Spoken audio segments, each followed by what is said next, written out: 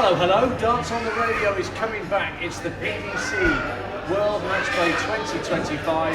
My name's Ian Danter. I'm sat here in the Village Hotel Pub and Grill, which is going to be our home for the next 10 nights, whilst 32 men and 8 women battle it out to win the Matchplay titles this particular time around at the glorious Winter Gardens in Blackpool, just down the road from our hotel here.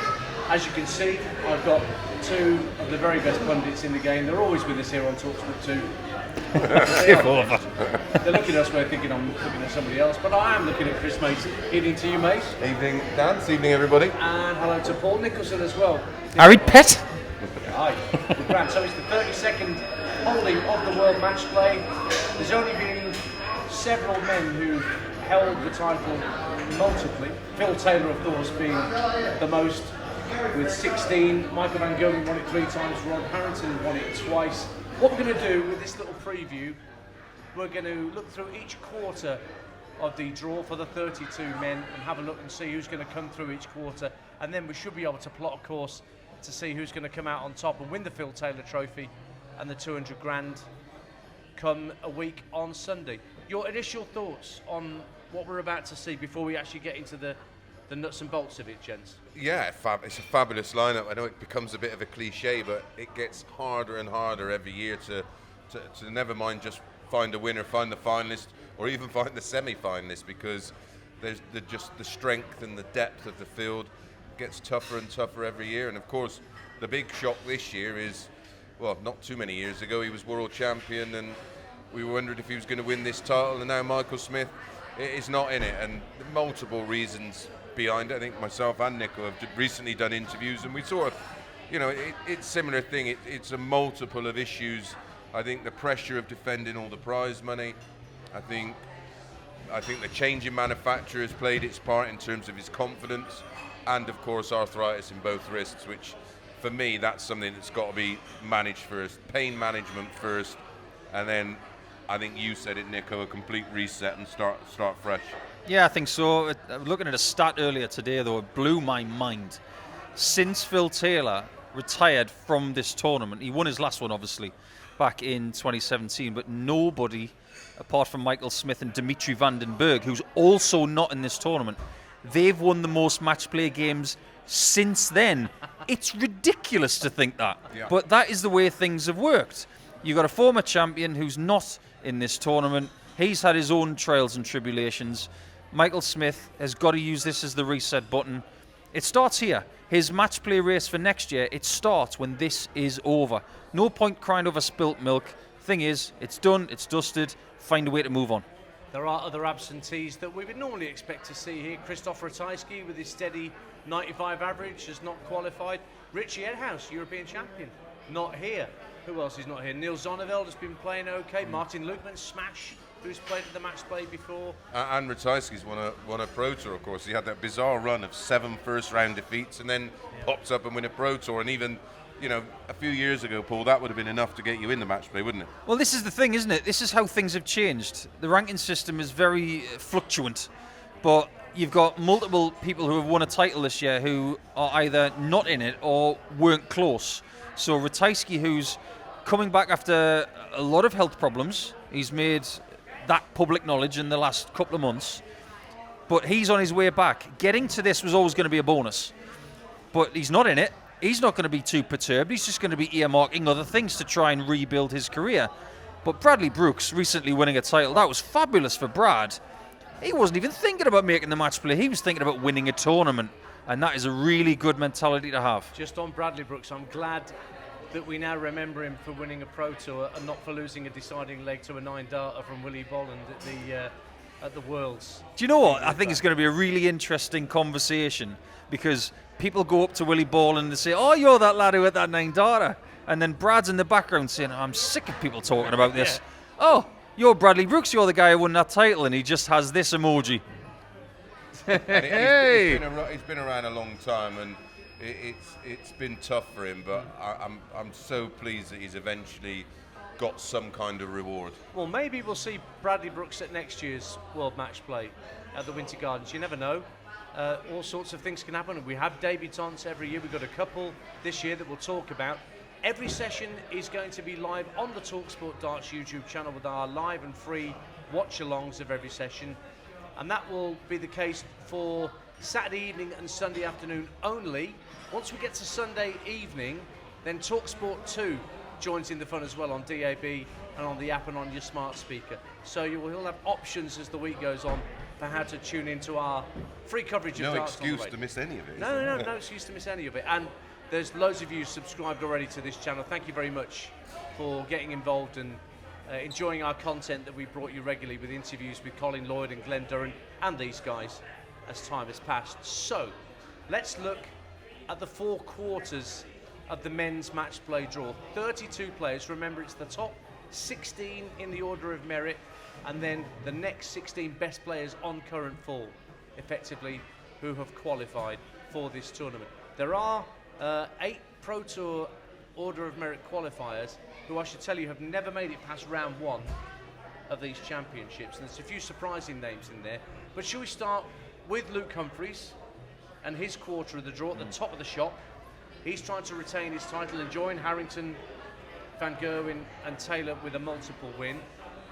And I don't know whether you think that his game against Scan Van Veen is probably the toughest he could have got out of the unseeded players he could have drawn, Mace? I don't think there's many tougher, is there? Maybe Vessel Nyman, but his game at the moment, you don't quite know what you're going to get. When he's on, he's on. When he's off, he's very much off. But Jan Van Veen only really loses when someone produces something special against him, and I believe Humphries will need to do that. I've got Humphries making it through to the quarter, but it'll be far from plain sailing. His form's not quite at 100% right now, but he's smart enough and clever enough to build up to that. He'd have been working very hard this week. He'll have had no distractions, and I think he comes here ready. And he knows how to peak as well. Yeah. He peaked at the start of the season with the PDC World Masters. Yeah. He's ticking things off his list. He's one of those people, he just seems to know what he wants next. And strangely, the thing he wants next is to have a major championship that he's won multiple times. He's not a 2-time world champion. He's not a 2-time PDC World Master yet. He's not a 2-time World Matchplay champion yet. So we really are starting to nitpick with Luke, because we're saying, after all of this stuff that you've won, well, you haven't really won multiple times, have you? Defending titles now, isn't it? Yeah, winning and defending. He's gradually working his way into the top 10 of all time because he's doing more than other people ever have. But now he's starting to join a slightly different elite club, and this game will have had him on notice. He will be ready. Van Veen's doubling lately has been particularly good. So if it gets down to those little marginal gains, it could go Van Veen's way. So that's the number 1 seed at the top of the draw, who has Van Veen. The other 3 matches in that quarter, let's just go through them. You've got Danny Noppert against debutant Cameron Menzies. It's great to see Cameron here. Totally deserved that he's Coin here. flip of a game, that. Yeah. Although I was impressed with Danny last weekend in Kiel. He was hitting 180s for fun. He played very, very well, and that again could be an indication that he's working on that side of his game, because there's no special effects with Danny. He's just all business. He's a bit like Ratajski, just does everything really very well. But if he can find more 180s, of course, creates more opportunities. And one thing he's good at is finishing. And Cameron's calmed his game down a little bit. The histrionics are not quite as prevalent as they have been in recent times. Yeah, he's not a force 10 gale anymore. He's more like a calm tornado through Tornado Alley, which is in Blackpool this week. But it's an antithesis game, because you got the calmness of Danny Noppert against the fluctuations of Cammy. But this has been coming for a very long time. We know that Cammy's had all of the talent in the world. And he's made a conscious decision as well. It's not just sort of, I sat down with him on one of the European tours, and he's a much milder person, far less emotionally invested, and that can only do him good, because if he can keep that all under wraps, you don't give nothing away. And when you've got someone in front of you who's throwing a bit of a tantrum, you smile and think, I've got you. Do you know what's funny, though? It's when you make your debut here, you start reaching out to people. And this afternoon, it was around about 12:30 this afternoon, I heard that Cammy was reaching out to players saying, where can I get a practice before I play? The venue? There are other boards? Village, is it? Yeah. There's one at the other end of this bar, right? Why not? Yeah, you can figure it out and do it last minute, or why not have that conversation a week out? But so maybe planning a little bit better might have suited him. But Cammy doesn't live that way. We're talking about dart players, Nico. They don't even read an email. They don't even read the player's brief. No. Well, yeah. And then they're straight in front of the DRA, aren't they? So the winner of Humphreys and Van Veen will play the winner of Nopper against Menzies. Then you've got Nathan Aspinall, former match play winner a couple of years ago, against the other debutant. We've mentioned him in passing already. Vessel Nyman topped the development tour last year. Swoops into the board, this tall man. I mean, if he is on it, that could be a very exciting game. Yeah, and he's going to have to be, because I think this version of Nathan Aspinall is as good, if not better, than any other previous version. The way he grafted and grinded. We covered, of course, the Premier League on talkSPORT, and we watched it firsthand. And he's got every element of the game to be a multiple major winner for me. And this version, no injuries, free to practice and prepare properly. He's in with a great shout of winning this week. He's actually a better player now than he was 2 years ago when he won this title. He's more prepared for adversity, and it doesn't affect him as much. The fact that he has won a nice chunk of ranking money before this, he's alleviated the pressure of, if he doesn't win the tournament, his fall is not going to be that great.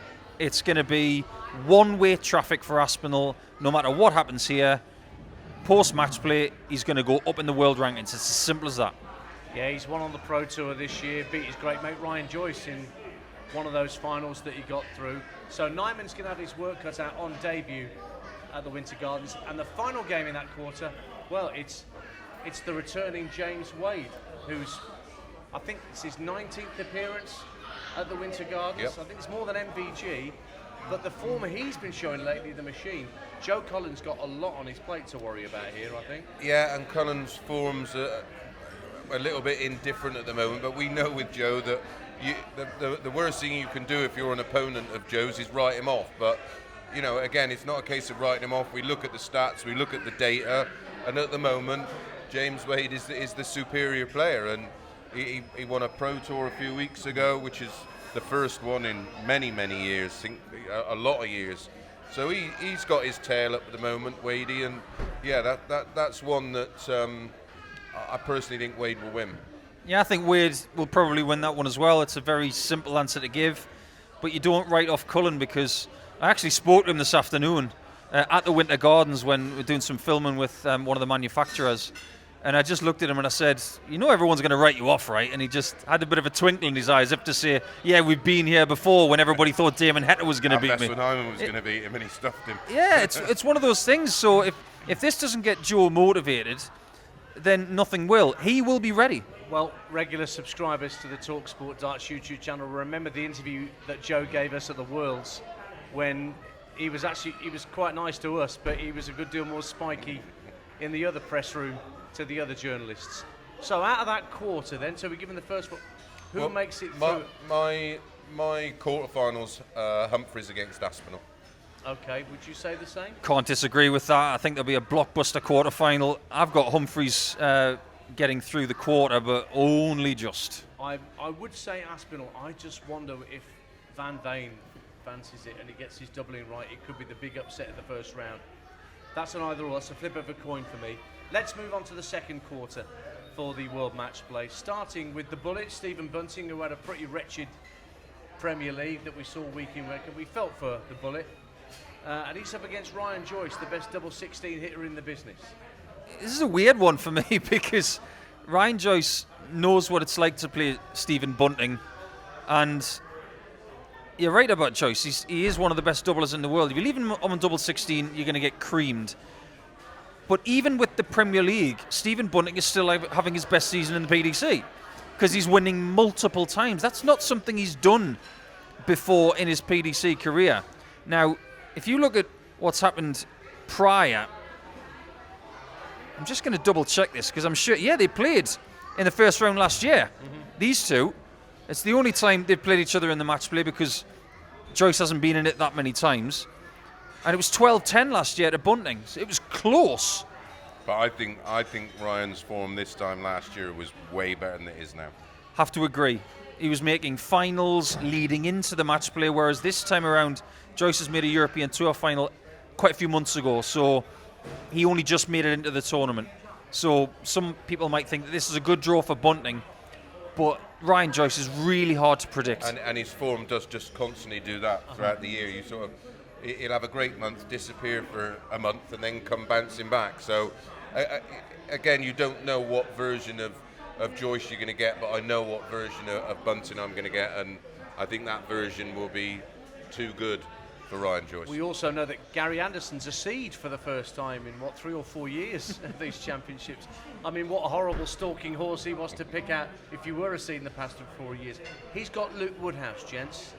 Luke has been steady, but Gary has been playing some good stuff. Yeah, and just last weekend, I'm not sure, I know Nico had lots on last weekend, so I'm not sure how much of Kiel he watched, but the timing of his throw looks to have broke down a bit, and I'm not sure if it's a crisis of confidence or something that he can iron out in just a week. What this Luke we're talking about? Yeah, right.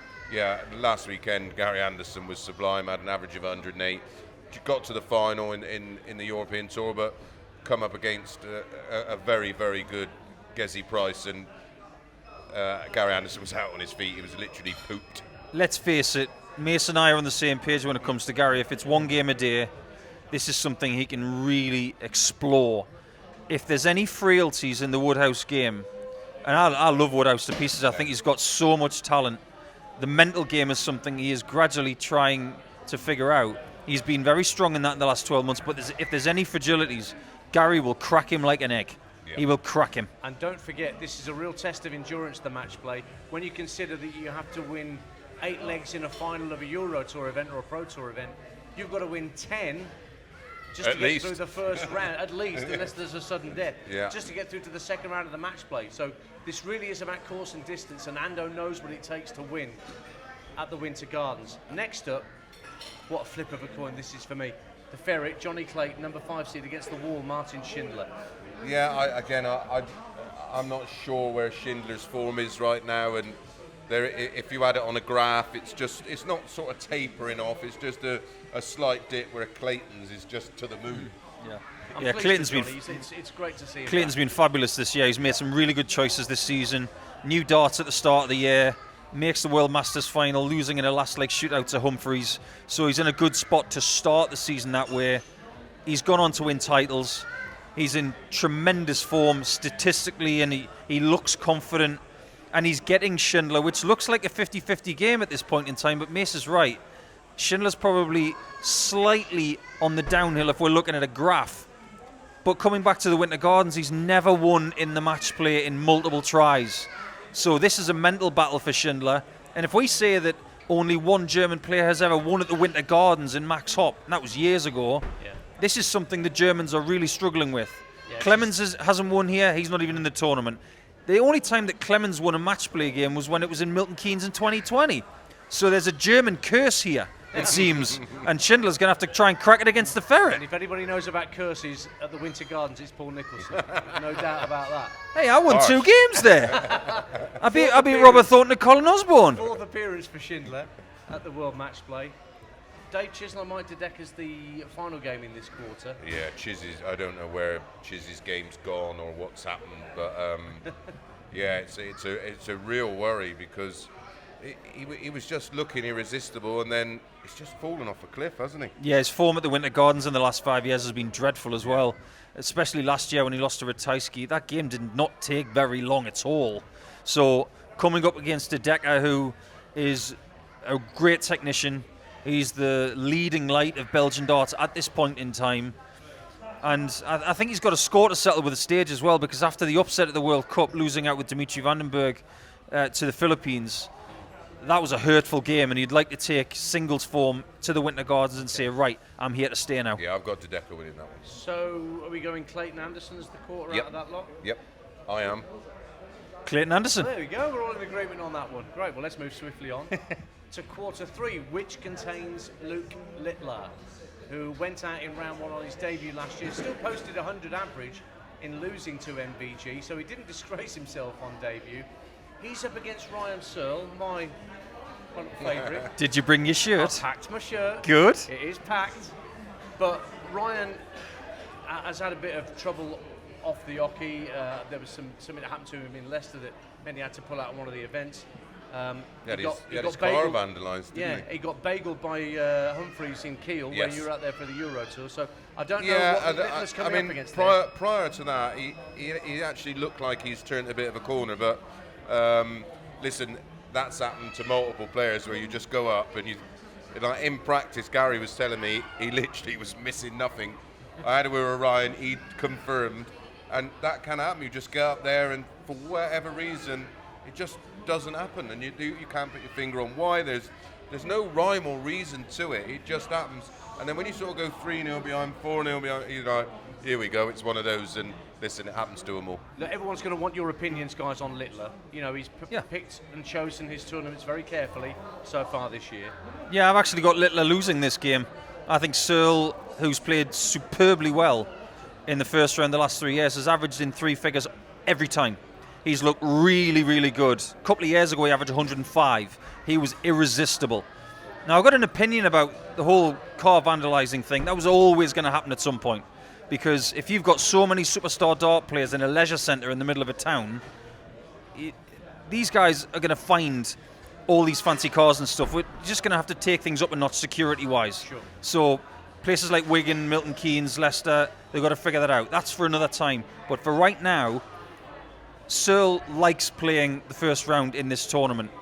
And it's not the kind of opponent that Littler really needs. If he gets a slow start, Littler, he's going to be on the back foot and he's going to have to scrap. We know he can because he's done it against Anderson at the Slam. He's done it everywhere else. But Searle, if he gets enough shots at tops, even if he doesn't win the game, he's going to cause havoc. So like I've said for about a million times in my life, don't write off heavy metal. Never write off heavy metal. We'll see indeed. Get the devil horns up. Now we've got Peter Wright and his smorgasbord of equipment up against Jermaine Wattimena, who has played in Blackpool before, but I don't think he's got past round one. Hasn't won. He's got a mental block. He was really close in his debut. Since then, hasn't been close at all. So this is very much up there for Jermaine Wattimena. As for Peter Wright, yeah, experience tells. And he loves playing here. He's going to be loving the fact that nobody's talking about him. But if he goes out there and gives Jermaine a seeing to, then people will start talking about Peter Wright. Seed here. It's mad, isn't it? Yeah, he's got to be. I mean, Peter Wright. I'm not sure what ambitions he still has left, but Wattimena, a far superior player to any version we've seen of him here before. But I got a feeling. I think that's a real coin flip game, and I wouldn't be shocked if Peter Wright turns him over. Wattimena hasn't played at Blackpool since 2021, so it's been a little while away for the machine gun. Next up, Damon Heta against Andrew Gilding. So, now, I was really interested in what you had to say about Damo. You were chatting about him on the Euro Tour in Kiel. That Damo's got this throw, which is sort of betwixt and between being an aimer and a chucker.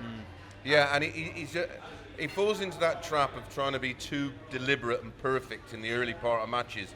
And that sort of bogs him down for me, because if you see him over long course starts, by the time he's up to sort of 5 or 6 legs deep, there's this lovely rhythm to his throw, and that's when he really starts to go through the gears and then can maintain a high level, which is why we have seen him have success over varying distances. But once you get in long course stuff, that match down at Minehead he had with Luke Littler was just remarkable. Yeah. But he had rhythm from the B of bang, and I think if he can master that, there is no reason, and I've been saying it for years and years, that he can't win a major. One of the most remarkable stats in darts right now is that Damon Heta is number 7 in the world, and he's barely done a thing on telly. Yeah. Or on radio. Big stage stuff. When he gets that right, or on YouTube. He is a top 4 player. Yeah. He's won 1 time on the European Tour. He's a flawed dynamite player, and he is a rankings point hoover. And Gilding went deep last year, got to the quarterfinals last year and lost to MVG. And he's had sort of 2 periods of his career when he's been playing here. There was a big gap between his second and third appearances here, I think. But Gilding, the way he plays, it can unsettle players and opponents because he's very methodical and and it very is slow. going to be hard for Damo to get in any kind of rhythm. Yeah. But he's a much more experienced player than every year, because he's not been around that long. In fairness, not in terms of darts players playing at the highest level. Final game in this quarter: Rob Cross against Dirk van Duijvenbode. Rob Cross. Oh, that is a coin flip then. Yeah, listen, when they're in similar places for me. I'm not sure what Nico's opinion. When they're really good, they're good. When they're ordinary, they're ordinary. Well, I thought when Cross won Players Championship 1 and then won a World Series of Darts event early on in the okay, this could be Rob's year again. He could have that sort of year like he had back in 20. Yeah, there's been a lot of documentation coming out and stories cracked in the media. Cross has had a lot on his plate. As for Dirk, he's been gradually trying to come through injury, but Mace is right. When Dirk plays well, he is quite simply ridiculous. But the risk is, if he has a wrong day, a bad day, it can be about 20 points less than that. And it's something that me and Paul talk about all the time, the range. He did exactly that at the weekend. I think he went 104, 84. And you cannot have that big a range in your game. You're just not going to win titles. So we don't know who's going to turn up in this game. And Rob Cross nothing is the will same. surprise us. Rob Cross played awful in the World Series, turns up at the Pro Tour, was involved in one of the best Pro Tour games of the year so far. He averaged 109, Josh Rock averaged 108. Well, it was just remarkable. The way we're talking then, just before we move on to the final quarter, the way that you guys are talking and I'm looking at it, this is probably the most open quarter then. So well, I've got Littler Cross in the quarterfinal. Okay. I haven't. I've got a completely different game. I've got Searle against Heta. That was what I was leaning towards because of I'm a Searle fanboy anyway. Boyle bullying up on me now. Yeah. I think you can handle it. Yeah, So, something tells me you're all right with that. The final quarter of the draw will start with an all our yesterday's encounter, the two Dutchmen, Michael van Gerwen, Raymond van Barneveld. Barney may not be in the form that he was in when he was, winning world titles, but what are his chances against an MVG who is completely out of sorts? Well, MVG, he's had his own trials and tribulations, of course, but he's doing things now which I think he should have been doing a long time ago. He's seeking more advice. He's being more active, more proactive. He's been off playing paddle. He lost a ton of weight. And this is something that might give his career even more longevity. He's got so much pride. I think with Raymond, he didn't play very well in Kiel, and he sort of gets into a bit of a rut, and it's equipment problems, it's this problem, it's that problem, it's my diabetes, and you sort of think, Ray, just come on now, like, give yourself every chance, and I don't think he does.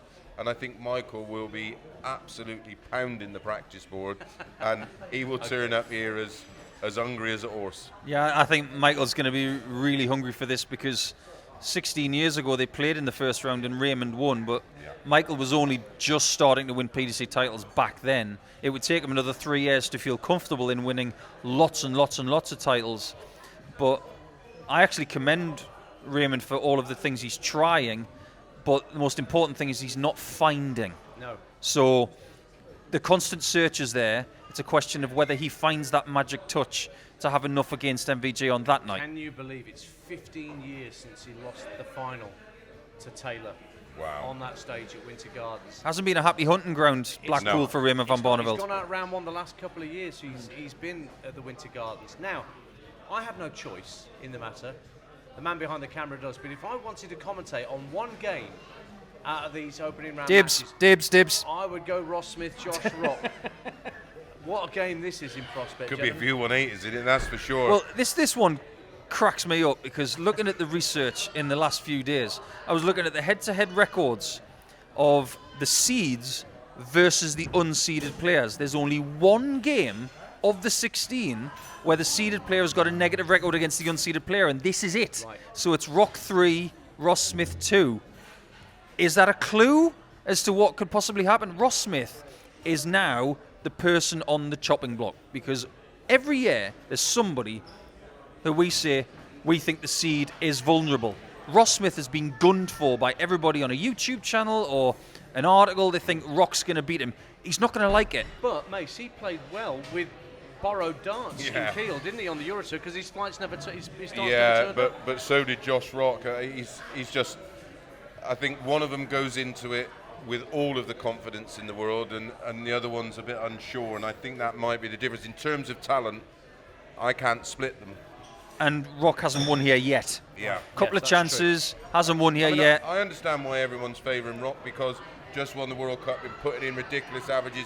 If you look at the last 200 competitive legs of darts played, Rock's up there. If you look at year-to-date rankings, Rock's up there. If you look at 180s for the season, Rock's up there. If you look at every metric. But I also look at that recent Ross Smith win on the Pro Tour, where he won the last 20-odd legs. 24. 24 legs without reply from the quarters through the semis. 24 legs against anyone is impressive. Yeah. 24 legs against some of the best in the world is unreal. It was unheard of. I still don't think it happened. I think it might have been some sort of dream that happened. And we're going to go doodle-doo, doodle-doo, doodle-doo, just like Wayne's World. Make sure you're with us for that one. Well, all of them, frankly. Chris Dobey won a couple of Pro Tour titles this year, talking of the Pro Tour, up against one of the other Germans, Ricardo Pietreczko, Pikachu. And Dobey acquitted himself pretty well in the Premier League, didn't he? I think Dobey's going to end up being a late bloomer. All right. I think he's one of those that maybe in his late 30s will just start overing up majors. I mean, in terms of talent, the fundamentals of his throw, I can watch him for hour and hour and hour. And when he's absolutely on it makes me feel like he could just do that and they'd go in. He's that good. Well, you're pushing an open door with a man from the northeast to your right. Yeah, he's got a great game with Pietreczko here, who's feisty. But England versus Germany at the Winter Gardens. Only one winner. Pietreczko averaged 100 in his debut last year in defeat. I'll give him kudos for the way he played, but yeah, Dobey's in a good spot. He loves the Winter Gardens as well. He hasn't had a massive run there yet. Yeah. I wouldn't be surprised if over the next 5 years he wins this thing. And at the bottom of the draw, the most recent winner of a Euro Tour event, you were there, Mace, to see Gerwyn Price win. Yeah, well, I've seen him win 2 titles in a week. Yeah. He won the World Series before that, one of the most remarkable clutch finishes to actually win it 17 double 17 tops, and then last Sunday the 119. It's one of the marvellous finishes going, because if you hit the 57, you're not sure if you really won it, because it's 12 ball, but he hit the single 19, treble 20, a little pulls, and popped in tops. If Bryce hits doubles and he's on it, he can win anything he enters. So what chance, therefore, do we give the other World Cup winner who's up against him in Daryl Gurney? We give him every chance, because you think about some of the experiences Daryl's had on this stage. He's been to the semis a couple of times, and he played 32 legs in both of those games. He's in a great spot, Daryl. He's been trending in the right direction for at least the last 18 months. With the confidence of winning the World Cup, this is a game that Daryl will want to get his teeth into. But Price will want revenge. There is a time where you don't want to bump into Price, and that is right now. Okay, well, let's pick a pair of quarterfinalists from that. Rock Price for me. Rock Price. Yeah, Rock plays Price in the quarter. I've got it slightly the other way. I've got it Price Rock. You say potato, I say potato. Let's call the whole tournament off. I'll probably, certainly Price. I mean, if MVG is as hungry for it as you suggest, then maybe he might get the better of that section. Listen, his game in its entirety and completely fallen off a cliff. He's still got a good game. He can't back it up with another one. And he's going to have to, in this particular tournament, you just don't, back in my day, you could have an iffy game and get away with it. You ain't winning with an 83 average in this tournament this year. No, you're not. Well, I think we've done well to stick our neck out and just go for the quarterfinalists to see who goes all the way, and listen to see who goes also all the way to lifting the Phil Taylor Trophy a week on Sunday. Just make sure you're with us here on the talkSPORT Darts YouTube channel. Our coverage will start just after 7 o'clock on Saturday evening with the first of the first round matches. Then there'll be a session on Sunday afternoon, which will also be on the talkSPORT Darts YouTube channel exclusively. And then from Sunday, evening session from 7 p.m. be on the YouTube channel, as well as talkSPORT 2 after the Open Goal finishes. And then once we get into the week, you'll have your option of whether you want to listen on DAB or smart speaker or app to talkSPORT 2, or get us on YouTube for all our live free watch-alongs of every match. I can't wait, boys, can you? I know. I don't want to. Let's go there now. Yeah. Well, just make sure you're with us. We'll bring you all the fun of the fair, and we'll bring you the winner when it comes to a week on Sunday. Don't forget the women's tournament as well, with Bo Greaves looking to defend her title. We'll talk more about that later in the week. But keep with us on the talkSPORT Darts YouTube channel, and we'll bring you every dart that's thrown at the Winter Gardens in Blackpool.